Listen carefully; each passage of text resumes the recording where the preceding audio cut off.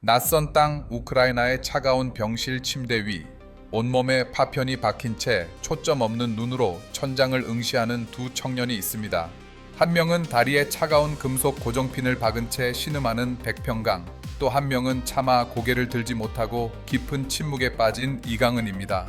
불과 몇 달 전까지 평양의 평범한 아들이자 조국을 위해 목숨을 바치겠다 맹세했던 이들에게 남은 것은 영광스러운 훈장이 아니라 포로라는 지울 수 없는 낙인뿐입니다. 과연 이들은 무엇을 위해 그 먼 이국 땅까지 가야 했을까요? 그리고 무엇이 이 청년들을 죽음보다 더한 공포와 죄책감으로 몰아넣었을까요? 오늘 뉴스 프로파일러에서는 우크라이나 전선의 소모품으로 전락한 두 북한군 포로의 일그러진 초상, 그리고 그 이면에 숨겨진 잔인한 정치적 거래의 실체를 깊숙이 프로파일링합니다.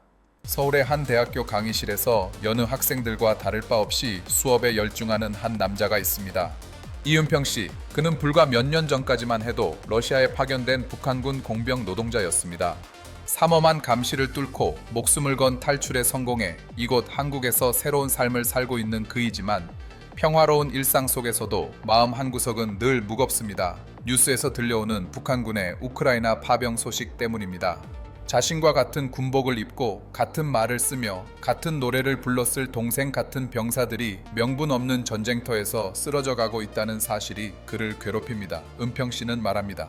처음 파병 소식을 들었을 때 도저히 믿기지 않았다고요.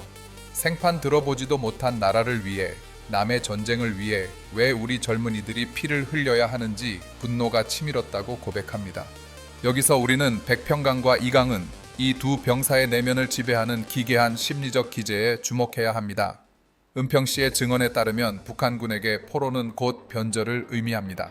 태어날 때부터 받아온 세뇌 교육은 이들의 뇌리에 생존 본능보다 강한 수치심을 심어 놓았습니다. 살아서 포로가 되느니 차라리 자폭하라. 이 가혹한 명령이 그들의 유일한 도덕적 나침반이 된 것이죠. 그래서일까요?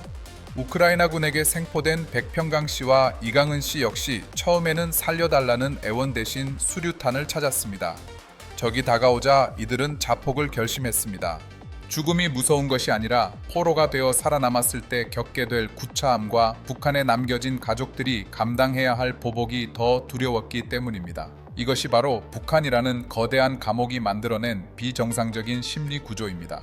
하지만 전장은 그들의 굳은 결기보다 훨씬 더 잔인하고 현대적이었습니다.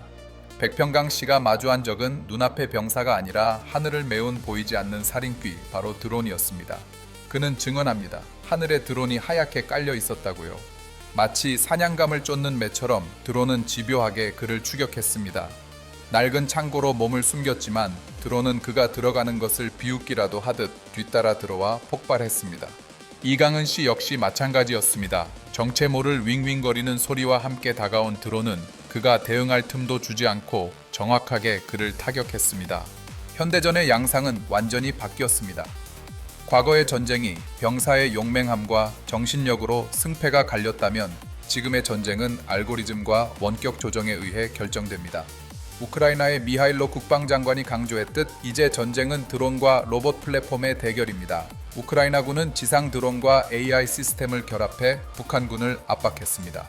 얼굴 인식 시스템으로 목표를 식별하고 스스로 거리를 조절하며 정밀 사격을 가하는 로봇 군단 앞에서 북한군의 재래식 훈련은 아무런 소용이 없었습니다. 파병 초기 북한군은 이 생소한 무기 체계에 속수무책으로 당했습니다.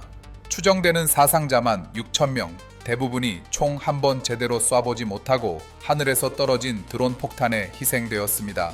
그들은 통신 장비도 전자전 대응 수단도 없이 그저 맨몸으로 현대전의 화력 앞에 던져진 것입니다. 백평강과 이강은, 두 청년 역시 동료들이 눈앞에서 낙엽처럼 쓰러져가는 광경을 보며 공포에 질렸습니다. 그들의 눈에 돌던 살기는 용기가 아니라 죽음 직전의 발악에 가까운 절망이었습니다. 죽음의 문턱에서 살아 돌아온 이들에게 가족에 대한 기억은 가장 아픈 가시입니다. 파병 사실을 부모님께 알리지도 못한 채 떠나온 길, 백평강 씨는 역전에서 울면서 자신의 손을 꼭 잡고 있던 어머니의 마지막 모습을 떠올립니다. 어머니가 좋아하시던 따뜻한 두부 요리를 생각하면 목이 메어옵니다. 옆 침대의 이강은 씨 역시 침묵 속에 눈물을 훔칩니다.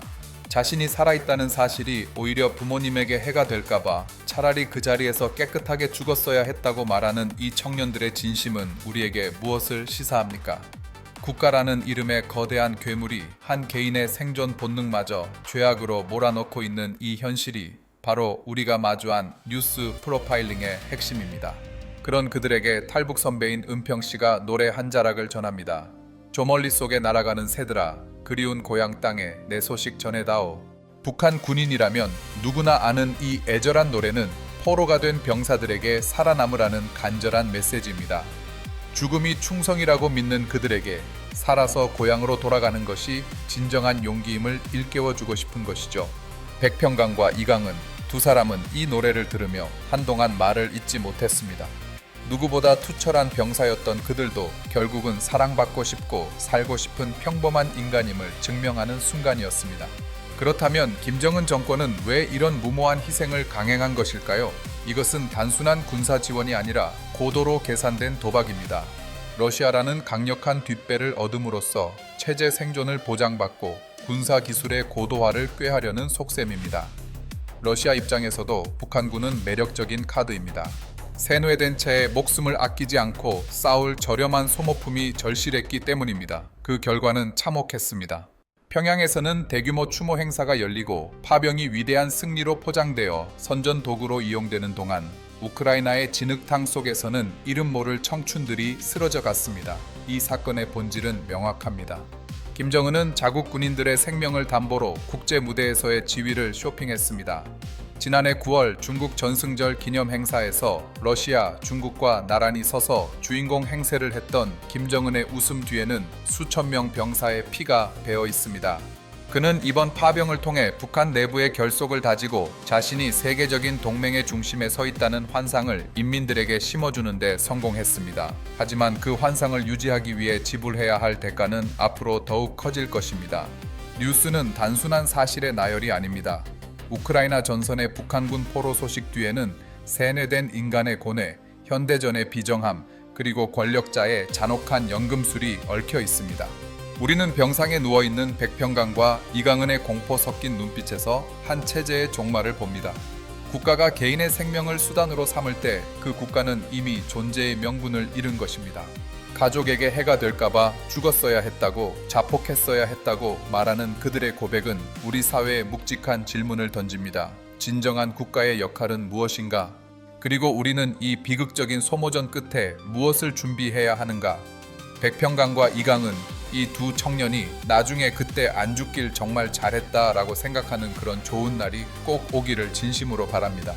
죽음이 연계가 아니라 삶이 축복인 세상을 그들이 만날 수 있기를 기원합니다. 프로파일러의 시선으로 본 이번 사건의 결론은 이렇습니다.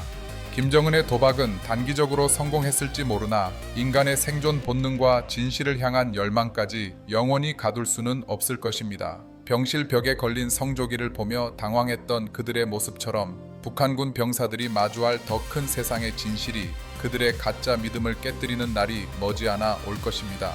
당신이 오늘 본 뉴스는 과연 진실의 몇 %였을까요? 우리가 보지 못한 99%의 진실 속에 우리의 미래가 숨어 있습니다. 가족의 안위를 위해 죽음을 선택해야 했던 이들의 비극이 언젠가는 자유를 향한 갈망으로 치환되기를, 그리고 그들이 다시 평범한 아들로 돌아가 어머니의 두부 요리를 맛볼 수 있기를 끝까지 지켜보겠습니다. 뉴스 프로파일러는 앞으로도 사건의 이면, 그 깊숙한 곳에 숨겨진 진실을 끝까지 추적하겠습니다. 다음 프로파일링에서 뵙겠습니다. 백평강 씨와 이강은 씨, 두 명의 병사가 겪은 이 비극적인 상황과 그 뒤에 숨겨진 북한의 가혹한 시스템에 대해 함께 짚어봤습니다. 시청자분께서 말씀하신 것처럼 이들이 언젠가 자유를 만끽하며 살아남길 잘했다고 말할 수 있는 날이 오기를 저 역시